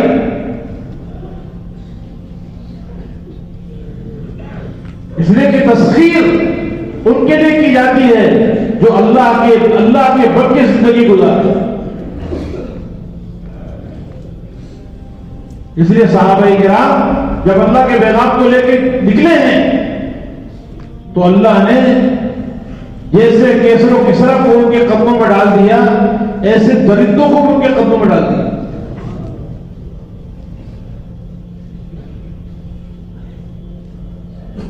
جب بھائی دعوت کے کام کے لیے پھرے گا اور اس کے لیے قربانیاں دے گا اور اس کے لیے ہجرت کرے گا، جان اور مال لگائے گا اخلاص کے ساتھ اور ان صفات کے ساتھ جو صفات اللہ کے ہاں پسندیدہ ہیں اور قربانی کے ساتھ، مجاہدے کے ساتھ، دین کی دعوت رات کی دعا، راتوں کا اللہ کے سامنے گر گرانا اور راتوں کو اللہ کے سامنے کھڑا ہونا، انسانیت کے لیے خیر خواہ بننا، انسانیت کا ہمدرد بن کے پھرنا، جب اس کی محنت دائی کرتا ہے تو اللہ ساری کائنات کو اس کے سامنے جھکا دیتا ہے۔ مدینہ منورہ میں شیر آ گیا، راستہ لوگوں کو بند کر دی۔ حضرت عبداللہ بن عمر رضی اللہ تعالیٰ عنہ وہاں سے گزرنے لگے تو دیکھا کہ شبہ پڑا ہے، کہا کہ بھی یہ کیا ہے؟ کہ جی شیر نے راستہ بند کر دیا۔ اچھا، وہ اپنے سوارے سے اترے اور شیر کے پاس گئے، اس کا کان پکڑا اور ایک تھپڑ اس کو مارا اور اس سے کہا کہ تو لوگوں کو کیوں پریشان کرتا ہے؟ اللہ کے نبی نے تیرے بارے میں سچ کہا ہے، انما سلط علی ابن آدم ما خاف ابن آدم ولو ابن آدم لم يخف الا اللہ لم يسلط علیہ غیرہ۔ ابن آدم پر اس کی مخلوق کو مسلط کیا جاتا ہے جس کا خوف اس کے دل میں ہوتا ہے۔ اگر یہ ابن آدم اللہ کے علاوہ کسی سے نہ ڈرے تو اللہ کبھی اپنے غیر کو اس پہ مسلط نہیں کرے، اور اس ابن آدم کو اسی کے حوالے کر دیا جاتا ہے جس سے جو امیدیں باندھتا ہے۔ اگر یہ ابن آدم اللہ کے علاوہ کسی سے امید نہ باندھے تو اللہ کبھی بھی اس کو اپنے غیر کے حوالے نہیں کرے۔ پھر یہ بتانا تھا، دیکھو ہم تو اللہ سے ڈرنے والے ہیں، اللہ سے امید کرنے والے ہیں، تم کیسے مسلط ہو گئے ہمارے اوپر؟ وہ شیر ایسا دل دبا کے بھاگا ہے کہ دوبارہ کبھی مدینے میں شیر نہیں آئے۔ حضرت سفینہ رضی اللہ عنہ راستہ بھول گئے تو سامنے دیکھو شیر آ رہا ہے۔ اب شیر خود آ کے شیر کو کہہ رہے ہیں کہ میں اپنے قافلے سے بچھڑ گیا ہوں، اس لیے مجھے اپنے قافلے سے ملا ہوں۔ تو شیر رہبر بن گیا، یہ آگے آگے وہ آگے آگے چل رہا ہے، یہ پیچھے پیچھے چل رہے ہیں، اور قافلے سے ملا کر شیر نے ایک آواز نکالی، دو ملائی اور ان کو چھوڑ کے آگے چلے۔ عمر رضی اللہ تعالیٰ عنہ مسجد نبوی میں خطبہ دے رہے ہیں اور حضرت ساریہ رضی اللہ تعالیٰ عنہ شام کے اندر روم میں اسے لڑ رہے ہیں، مقابلہ ہو رہا، کہاں سعودی عرب ہے، مدینہ منورہ ہے، اور کہاں شام کا علاقہ ہے۔ تو حضرت عمر رضی اللہ عنہ خطبہ دیتے دیتے انہوں نے کہا ایک دم بیچ میں، یا ساریہ جبل، ساریہ ذرا پہاڑ کی اور لو۔ اللہ نے حضرت عمر رضی اللہ تعالیٰ عنہ کو یہ الہام کیا کہ انہوں نے دیکھا کہ حضرت ساریہ لڑ رہے ہیں، کافروں سے مقابلہ کر رہے ہیں اور دشمن پہاڑ کی طرف سے حملہ کرنے والا تھا، تو انہوں نے یہی سے آواز لگائی کہ ساریہ ذرا پہاڑ کی طرف دیکھو۔ تو حضرت ساریہ یہ سمجھے کہ عمر میرے پیچھے کھڑے ہیں اور مجھے کہہ رہے ہیں دیکھو پہاڑ کی طرف دیکھو۔ میں نے پیچھے مڑ کے دیکھا تو اس دشمن کو قریب آ چکا تھا اور فوراً انہوں نے دشمن پر حملہ کیا اور فتح ہو گئی۔ تقریباً 2,500 کلومیٹر کا فاصلہ ہے۔ حضرت سلیمان علیہ السلام کے لیے اللہ نے ہوا کو مسخر کیا تھا، اس امت کے لیے اللہ نے ہوا کو مسخر کر دیا، کیونکہ یہ نبیوں کا کام کرنے والی ہے، یہ نبیوں کا کام ہے، نبیوں کا مقام ہے انسانیت کو صحیح راستے پہ ڈالنا، غلط راستے سے نکالنا، یہ نبیوں کا مقام ہے۔ تو جب یہ امت نبیوں کا کام لے کے اٹھی تو اللہ کی وہ مددیں جو مددیں نبیوں کے ساتھ تھی، وہ مددیں اللہ نے اس امت کے امتیوں کے ساتھ بھی اللہ نے کی۔ موسیٰ علیہ السلام، ابراہیم علیہ السلام کے لیے آگ کو گل گزار بنایا نا۔ عمر کے زمانے میں ایک صحابی کو آگ میں ڈالا گیا، آگ نے ان پر اثر نہیں کیا، آگ نے اثر نہیں کی۔ ہوائیں ان کے لیے مسخر ہو رہی ہیں، درندے ان کے تابع ہو رہے ہیں۔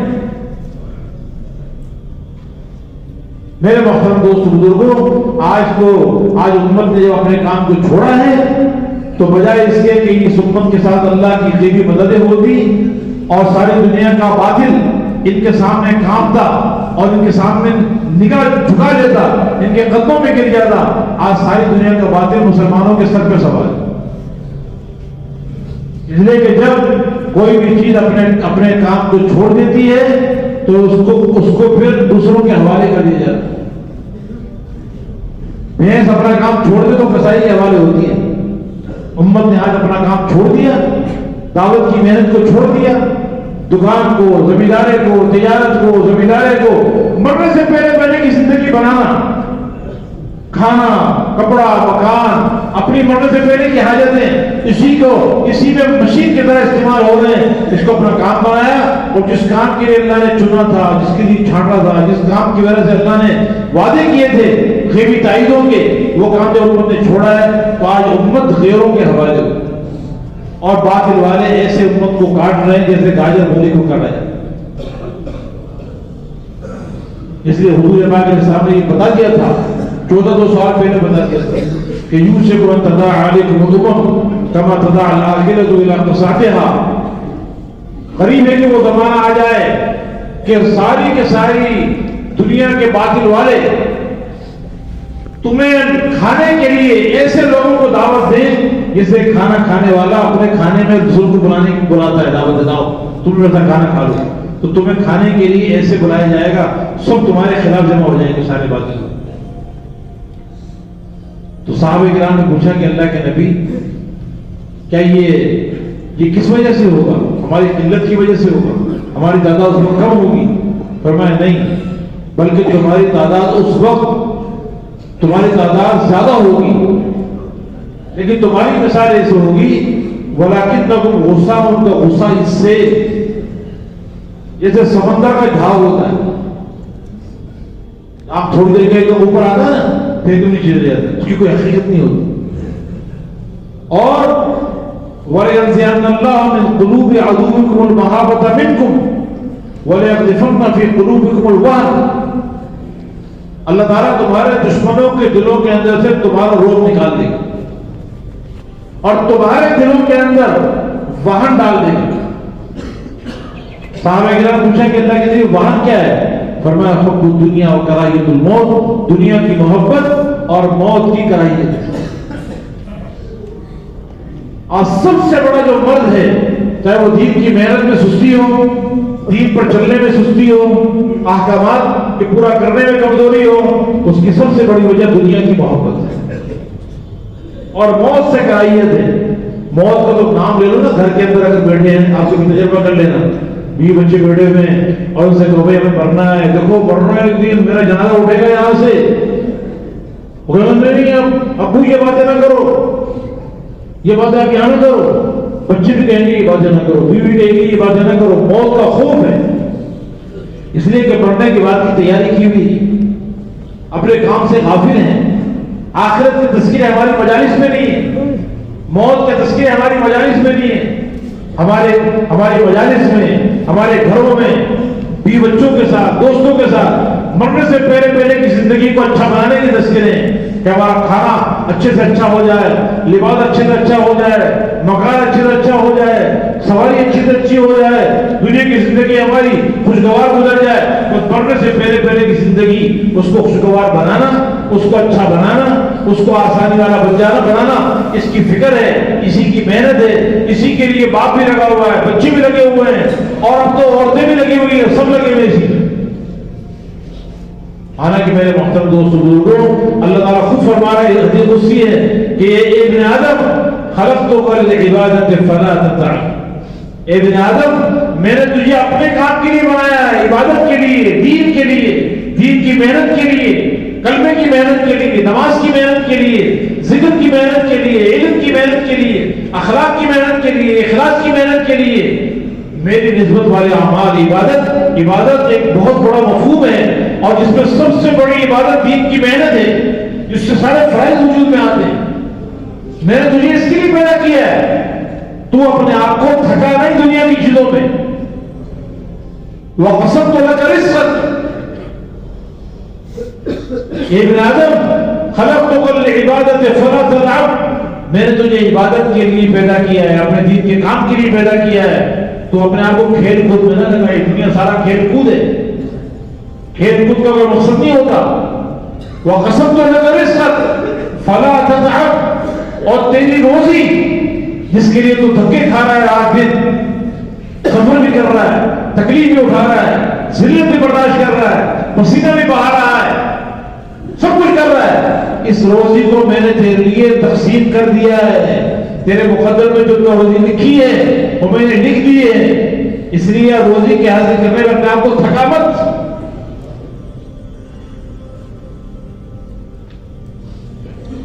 آج جس چیز کا اللہ نے وعدہ کیا ہوا ہے اس کے حاصل کرنے میں اپنے آپ کو تھکا ہے، اور جس کام کے لیے اللہ نے پیدا کیا تھا اس کام سے غافل ہو کے زندگی گزاری۔ اس لیے صحابہ کرام رضوان اللہ علیہ اجمعین بڑے عقل مند تھے، انہوں نے اپنے اصل کام کو یاد رکھا، اپنے اصل مقصد کو یاد رکھا، अपनी आखिरत सामने रखी, सारी इंसानियत की आखिरत बनाना इसको अपना असल काम बनाया कि पूरी दुनिया में अल्लाह का कलमा बुलंद हो जाए और ये इंसानियत अल्लाह को राजी करके जन्नत में जाने वाली बन जाए। इसके लिए अपनी जान भी लगाई, अपना माल भी लगाया, अपनी सलाहियत भी लगाई। अल्लाह ने उन्हें जरिया बनाया पूरी दुनिया में कलमे को बुलंद करने का, पूरी दुनिया में दीन की जिंदा करने का। ईमान की फिजाएं बनी, आमाल की फिजा बनी, फराइज जिंदा हुए, वाजिबात जिंदा हुए, सुन्नतें जिंदा हुई, तक़वा आया, तहारत आई, सादगी वाली जिंदगी, अदल और इंसाफ वाली जिंदगी, एक बेहतरीन मुआशरा तैयार हुआ। ऐसा पाकीज़ा मुआशरा मदीने वालों का कि क़यामत तक आने वालों के लिए उसको अल्लाह ने बेहतरीन नमूना बनाया कि ऐसा पाकीज़ा मुआशरा बना है कि देखो सारी दुनिया के इंसानों, अगर तुम भी अपनी जिंदगी के अंदर कामयाबी चाहते हो, इज्जत चाहते हो, अमन चाहते हो, बरकतें चाहते हो, रहमतें चाहते हो, सुकून चाहते हो, तो ये मदीने वाले हैं, ये मुहाजिरीन भी हैं, अंसार भी हैं, इसमें ताजिर भी हैं, जमींदार भी हैं, इसमें मालदार भी हैं, गरीब भी हैं, मर्द भी, औरतें भी हैं। इनकी जिंदगी को देखो, अल्लाह ने इन्हें दीन की बरकत से और दीन की मेहनत की बरकत से अल्लाह ने दुनिया में भी इनको चमकाया, आखिरत में अल्लाह इनको चमकाएगा। और दुनिया में अल्लाह इनकी बना रहा है, आखिरत में अल्लाह इनकी बनाएगा। इनकी दुनिया को अल्लाह ने ऐसा बनाया है कि सारे काबिल रश बने हुए हैं, हर एक देख के रश कर रहा है कि कैसे कामयाब इंसान है, कैसे इज्जत वाले हैं। क़यामत तक इनके नाम को अल्लाह ने रोशन कर। जब भी सहाबा इकराम का नाम आएगा तो रज़ी अल्लाह तआला अन्हु की ये कहे बगैर जबान जो है वो, यानी जबान को मजा आएगा कि इन सहाबा का नाम आए तो आगे रज़ी अल्लाह तआला अन्हु कहा जाए। मेरे मोहतरम दोस्तों बुजुर्गों, आज अल्लाह ने हमें भी एक मौका दिया है, एक जिंदगी दी है।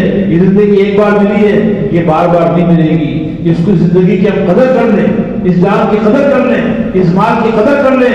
ये जान भी अल्लाह ने दी है, इस जान को अल्लाह ने खरीद लिया है। माल अल्लाह ने दिया हुआ है, माल भी अल्लाह ने खरीद लिया है। और इस जान और माल को जब अल्लाह पे लगाएंगे, अल्लाह के दीन पर लगाएंगे, तो अल्लाह दुनिया भी चमकाएगा और आखिरत में वो इनामात अल्लाह देगा, वो नेमतें देगा जिसका दुनिया में तसव्वुर नहीं कर सकते। आदतुल इबादी अस्सालिहीन मा ला ऐनुन रात वला उज़ुनुन समिअत वला खतर अला क़ल्बि बशर। फरमाया मैंने अपने नेक बंदों के लिए ऐसी नेमतें तैयार की है जन्नत में जो न किसी आंख ने देखी, न किसी कान ने सुनी, न किसी के दिल पर उसका वहमो गुमान गुजरा। ऐसी नेमतें जो किसी आंख ने देखी नहीं, किसी कान ने सुनी नहीं, किसी के दिल में उसका वहमो गुमान नहीं गुजरा। हदीस पाक में आता है कि जन्नत में एक दरख्त है जिसका नाम तूबा है। उसके वो इतना बड़ा दरख्त है कि अगर एक घोड़ा 100 साल तक उसके साये के नीचे दौड़ता रहे तो उसका साया खत्म नहीं होगा। और वो दरख्त कैसा है? वरक़ुहा बुरूदुल खुज़र, उसके पत्ते बड़ी बड़ी सब्ज रंग की चादरों की तरह। वज़ारुहा रियादुल सुफ़र, उसमें जो फूल लगे हुए हैं, उसमें जो फूल लगे हुए हैं वो बड़े बड़े बागीचे हैं, जर्द रंग के बड़े बड़े बागीचे। एक एक फूल पूरा बाग है, एक एक फूल पूरा बाग है। वो अखनाबुहा सुद्दुसुर व इस्तबरक, उन फूलों के ऊपर जो गिलाफ चढ़ा हुआ है वो मोटे रेशम और बारीक रेशम के कपड़ों का गिलाफ चढ़ा हुआ है। इतने बेहतरीन वो फूल हैं। और वो समर हुआ खुलल, उन दरख्तों के जो फल हैं वो जन्नतियों के बने बनाए जोड़े हैं, बने बनाए जोड़े जन्नतियों के लिए दरख्त में उगते रहेंगे, बनते रहेंगे और उतरते रहेंगे।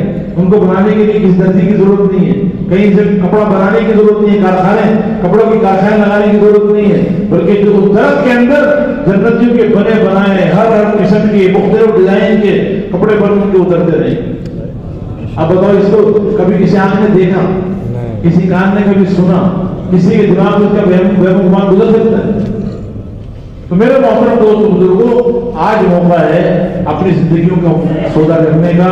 ये जिंदगी बहुत मुख्तसर है, बहुत थोड़ी है, लेकिन बड़ी कीमती है, इसलिए कि जिंदगी में दारो मदार है आखिरत की जिंदगी, हमारी अपनी जिंदगी का भी और सारी दुनिया के इंसानों की जिंदगी का।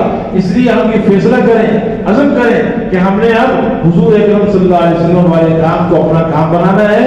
और जिस काम के लिए अल्लाह ने हमें भेजा है, जिस काम के लिए अल्लाह ने हमें चुना है, जिस काम की वजह से अल्लाह ने हमें मुकाम दिया है, اس کام کو اپنا کام بنانا ہے اور اس کے لیے ساری انسانیت کا درد لے کر غم لے کر ہر ایک کے پیچھے مارے مارے پھرنا ہے۔ اللہ کا شکر ہے کہ اللہ نے ہمیں دعوت کی محنت عطا فرمائی اور یہ کام اللہ نے ہمیں عطا فرمایا ہے۔ پوری دنیا میں اللہ کے فضل و کرم سے ساری دنیا میں یہ کام اللہ نے شروع کر دیا۔ کیا یورپ اور کیا امریکہ اور کیا انگلینڈ اور کیا افریقہ کے جنگلات، پوری دنیا میں اللہ کا شکر ہے دعوت کی محنت اللہ نے اس کو وجود دے دیا۔